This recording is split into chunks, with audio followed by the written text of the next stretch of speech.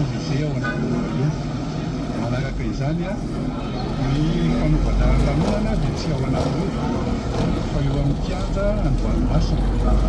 eo ny fanaovana lanonana fa tsy ao anaty izany a tumbuka sy fanjakana tanjona atao anatiny izany ny fanamafisana ny fiaraha-miasa ara-dalàna eo amin'ny firenena roa atolo.